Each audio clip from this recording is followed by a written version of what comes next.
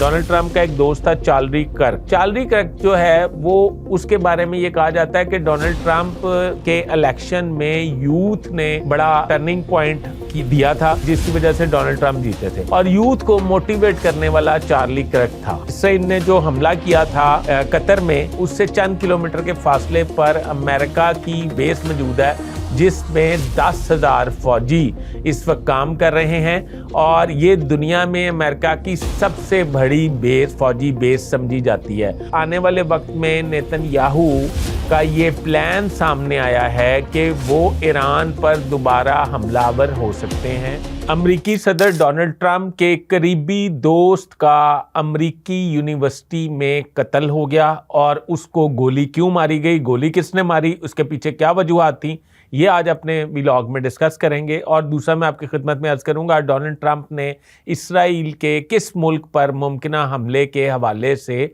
दुनिया को पहले से आगाह कर दिया। और इसके अलावा हम बात करेंगे कि कतर ने, जब इसराइल ने कतर पर हमला किया तो कतर ने पाकिस्तान से क्या मुज़ाकरात किए। वज़ीर आज़म शहबाज शरीफ जो इस वक्त कतर में मौजूद हैं, उनकी कतर के शाह से क्या मुलाकात हुई और पाकिस्तान इसराइल के हमले के हवाले से क्या करने जा रहा है।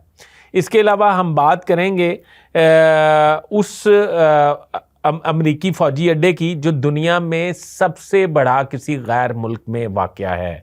बराए मेहरबानी मेरा चैनल सब्सक्राइब कर लीजिए, बेल आइकन के बटन को दबा दीजिए, मैं आपका बड़ा मशकूर रहूँगा।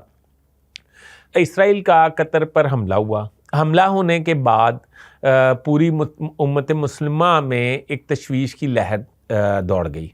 वज़ीर आज़म पाकिस्तान मियां शहबाज शरीफ फौरी तौर पर कतर चले गए। वो इस वक्त कतर में मौजूद हैं। उनकी कतर के अमीर से मुलाकात हुई है और कतर के अमीर ने पाकिस्तान से दिफाई तावन बढ़ाने पर मतलब दरख्वास्त की है और उनका ये ख्याल है कि हमें दिफाई तौर पर मदद भी फराहम की जाए। ये बात ज़हन में रखिए कि कतर का दिफाई बजट जो है वो 14 अरब डॉलर पर मुश्तमिल है और कतर की इकॉनमी के बारे में भी मैंने आपको बताया था कि 500 अरब डॉलर की इकॉनमी सिर्फ उनकी बैरून मुल्क में मौजूद है। अब वो कतर जिसके पास अमरीकी F-16 त्यारे और 5th जनरेशन के त्यारे मौजूद हैं और लेटेस्ट टेक्नोलॉजी के मिसाइल मौजूद हैं, वो इसराइल के हमले का जवाब क्यों ना दे सका।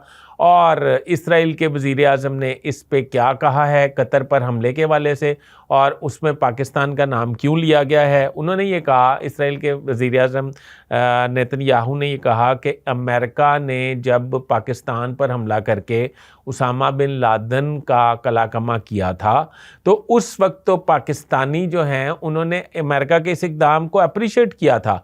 और इसी तरह हमने हमास के लीडरान पर हमला किया है कतर में, तो कतर के लोग जो हैं उनको मतलब हमें अप्रिशिएट करना चाहिए क्योंकि वो मोस्ट वांटेड लोग हैं हमास के वाले से।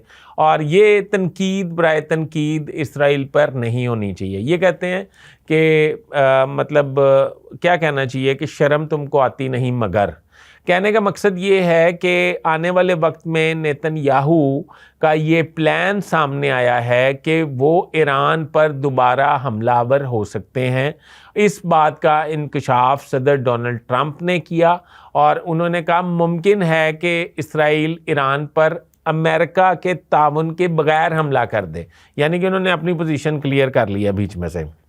अब ये बात आपको पता है कि इसराइल ने जो हमला किया था कतर में, उससे चंद किलोमीटर के फासले पर अमेरिका की वो बेस मौजूद फौजी अड्डा यानी कि बेस मौजूद है, जिसमें 10,000 फौजी इस वक्त काम कर रहे हैं और ये दुनिया में अमेरिका की सबसे बड़ी फौजी बेस समझी जाती है। और ये चंद किलोमीटर दूर थी इसराइल के जब हमास के लोगों पर हमला किया गया। अब सूरत हाल ये है कि आने वाले वक्त में उम्मत मुस्लिमा के लिए लम्हा फिक्रिया है। अब मोहम्मद बिन सलमान ने यह अंदिया दे दिया है कि वो कतर के साथ खड़ा होगा और इसराइल के ख़िलाफ़ लड़ेगा।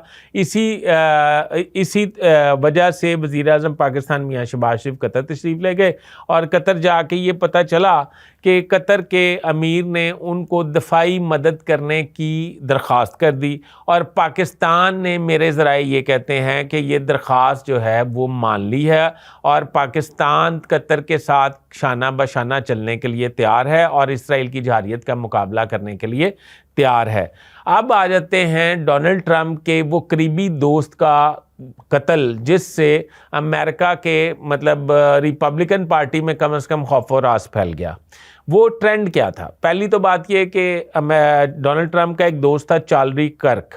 چارلی کرک جو ہے وہ اس کے بارے میں یہ کہا جاتا ہے کہ ڈونلڈ ٹرمپ کے الیکشن میں یوتھ نے بڑا ٹرننگ پوائنٹ دیا تھا جس کی وجہ سے ڈونلڈ ٹرمپ جیتے تھے، اور یوتھ کو موٹیویٹ کرنے والا چارلی کرک تھا۔ اور چارلی کرک جو ہیں ان کو موٹیویشنل سپیکر بھی سمجھا جاتا تھا اس کو، اور یہ حماس فلسطین اور غزہ کے حوالے سے بہت زیادہ خلاف گفتگو کرتا تھا۔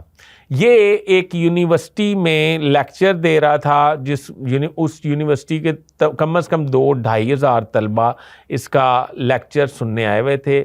یہ یوٹا ریاست میں واقع یونیورسٹی تھی، اور یہ چیئر پہ بیٹھ کے لیکچر دے رہا تھا، اور یہ فلسطین اور غزہ کے خلاف بول رہا تھا۔